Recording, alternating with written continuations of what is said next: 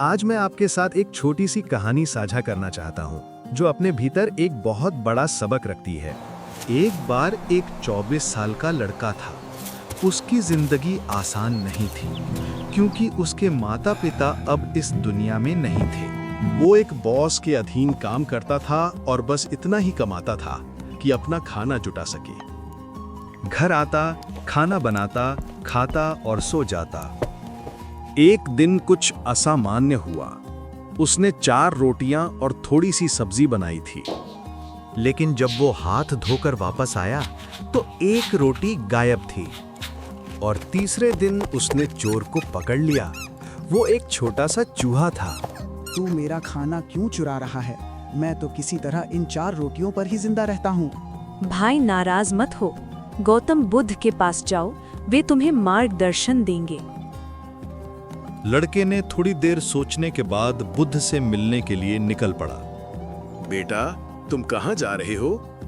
गौतम बुद्ध से मिलने जा रहा हूँ। मेरी बेटी ने जन्म से अब तक एक शब्द भी नहीं बोला। कृपया बुद्ध से पूछो कि वह कब बोल पाएगी। लड़का मान गया। बर्फ से ढकी पहाड़ियां चढ़ते हुए वह एक जादूगर से मिला जो 1000 वर्षों से ध्यान कर रहा था। बुद्ध से पूछना मैं स्वर्ग कब जाऊंगा। लड़का फिर से मान गया। एक नदी पर एक विशाल कछुए ने उसकी मदद की पार जाने में। मैंने 500 साल इंतजार किया है ड्रैगन बनने के लिए।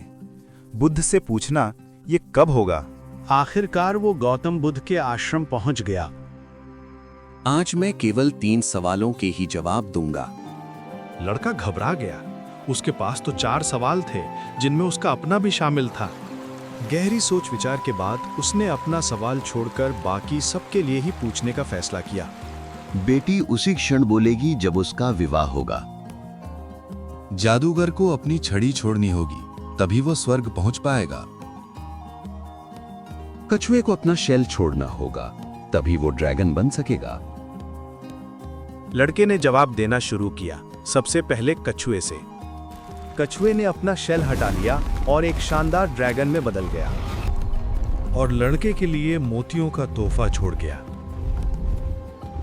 जादूगर ने अपनी छड़ी सौंप दी और स्वर्ग की ओर चला गया, लड़के के हाथ में जादुई शक्ति छोड़ते हुए।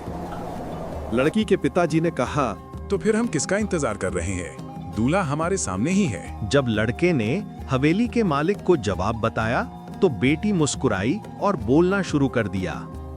लड़के ने बेटी से शादी की और उसकी जिंदगी पूरी तरह बदल गई। उसे धन, शक्ति और खुशियां मिली, न केवल इसलिए कि उसने खुद के लिए कुछ मांगा, बल्कि इसलिए कि उसने दूसरों की मदद करने के लिए अपना सवाल त्याग दिया। अगर हमें महानता हासिल करनी है तो हमें भी अपने आराम क्षेत्र से बाहर निकलकर पुरानी आदतों को छोड़ना होगा। ऐसा कुछ करो जो इतना प्रभावशाली हो कि पूरी दुनिया तुम्हें उसके लिए याद रखे। शरारत स्टेशन परिवार का हिस्सा बनने के लिए सब्सक्राइब बटन दबाइए और इस वीडियो को अपना प्यार दीजिए।